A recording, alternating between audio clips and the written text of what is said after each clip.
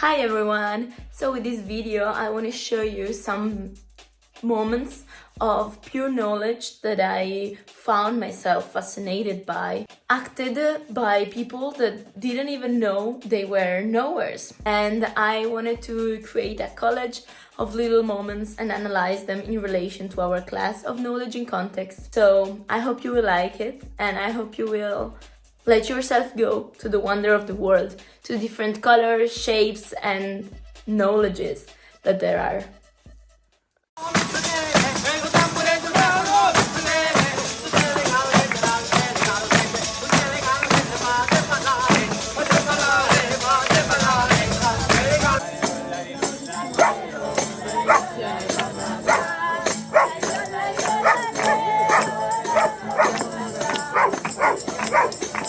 This clip shows Pizzica, a traditional dance from Puglia, Italy. Its roots trace back to the tarantula spider, or in Italian tarantula, and its bite. So, when someone was bitten by this spider, they had to dance, jump, sing, sweat, exhibit delirious and maniac behaviors. This phenomenon, known as tarantism, primarily occurred in the city of Taranto, and the legend says that the spider would bite the people when they were napping in the grass after having lunch and being tired from the morning work. The only way to cure these symptoms was to dance, and the only way to not die also. But this didn't mean that when one was cured, the taranta in him would stop existing. So the legend also says that when people that had been bitten in the past saw someone else dancing and indulging in his convulsions, they also couldn't stop, and they would start dancing once again. I believe that the transmission of this dance is at least as fascinating as the dance itself, because it usually spreads throughout summer during celebrations. Community meets in the old city center and everyone starts dancing, spreading this taranta in the blood of the city, in the streets, in the veins, in the people, in the houses, everywhere.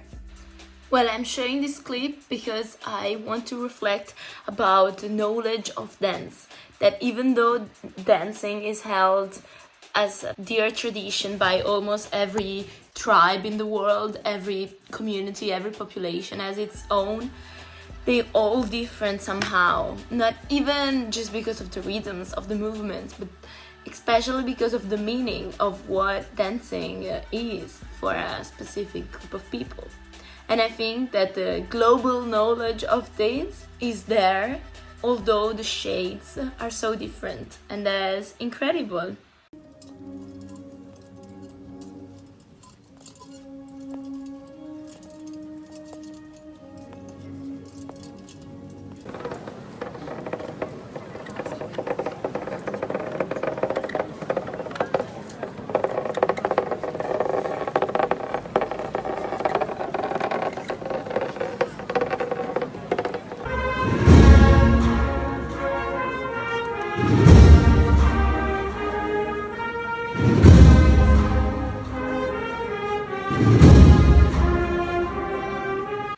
These videos capture the tradition of procession, taking place in the Holy Week of Easter. What sets the tradition apart is the remarkable excruciating pain that the participants have to go through, either by carrying around the city a huge statue of the Virgin Mary, huge crosses, incense, or anything. Often they are barefoot, and sometimes they have to wear these face-covering hats that leave space just for the eyes. What is interesting is that the community participating in procession is always very big. The tradition of the town teaches to the young people to participate, not only for trying to experience what Jesus Christ during his last week of life went through, but also for developing the sense of community that often practices like this bring about. A very peculiar procession I know of is of a little town in Italy that is called Processione dei Battenti, which takes the name from battere, which is to beat, because the participants have to beat themselves with either nails or with silver whips, going through several hours of self-flagellation, bringing themselves to bleed. But what is remarkable about this Tradition is the knowledge that there is behind it, as the dance is a knowledge that is shared between people of the same origin, most of the cases. And religion is this context, is seen as wisdom, is seen as knowledge, and everyone does it for experiencing what the knowledge of God is. And I believe that this is a very specific kind of knowledge that puts in practice what people who believe think that their relationship to God is. And it's a very symbolic moment for everyone who takes part in it, or even for the people that just come to watch, putting together different kinds of knowledge and covering many themes that we discussed, like ignorance, like personal epistemology, like general knowledge, or global.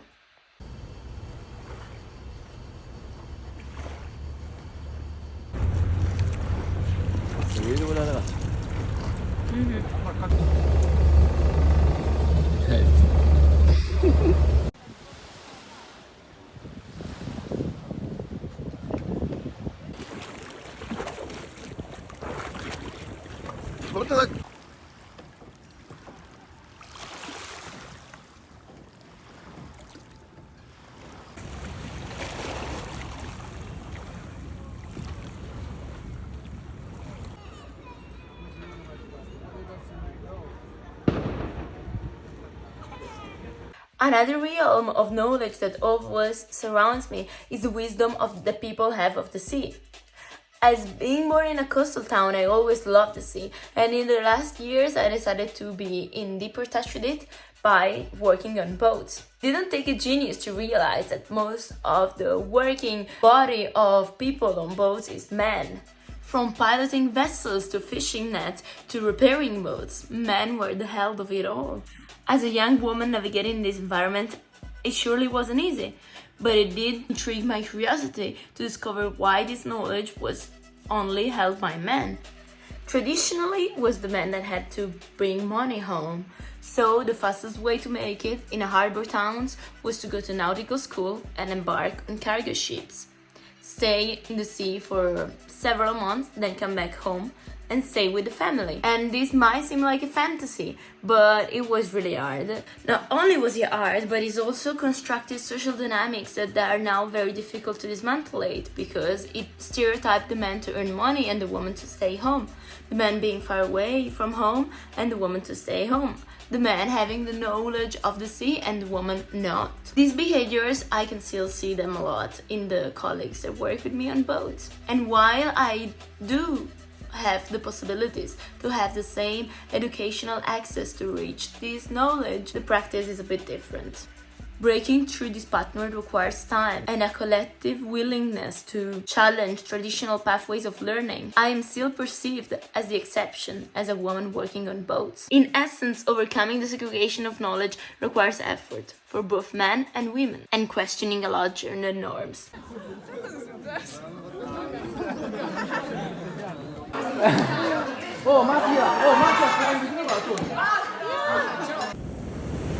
Opa. Come on, boy, come on. Ah.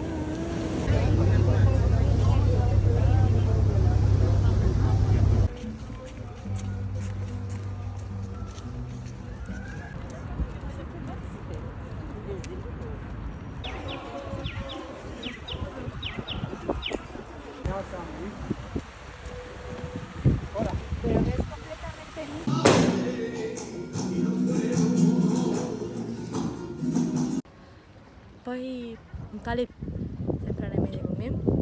In this series of clips, I wanted to explore the narrative of love and the knowledge of this narrative. From our earliest day, we absorb a specific view of love by our family, by our friends, by our partner, by mass medias and movies. But I always wonder how my experience of love could differ if I was raised in a different culture. While love is universally, its expressions are not.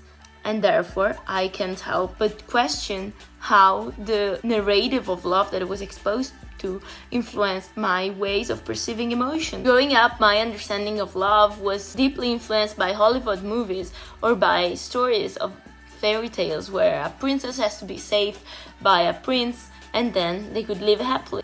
or by stories like the one of High School Musical, where there was just perfect love between the two main characters.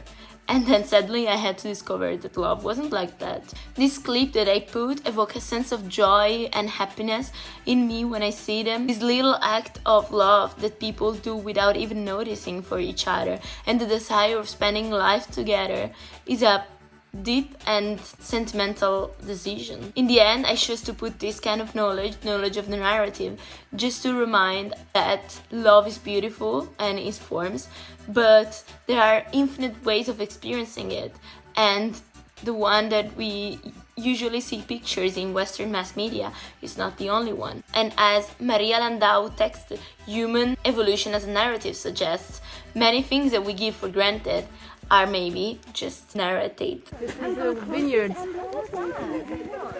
No?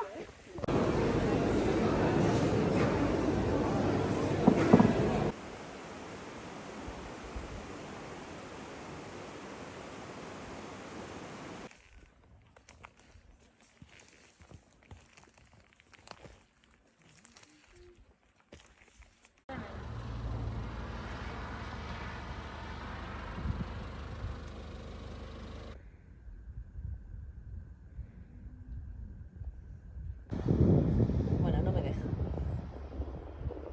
Ay.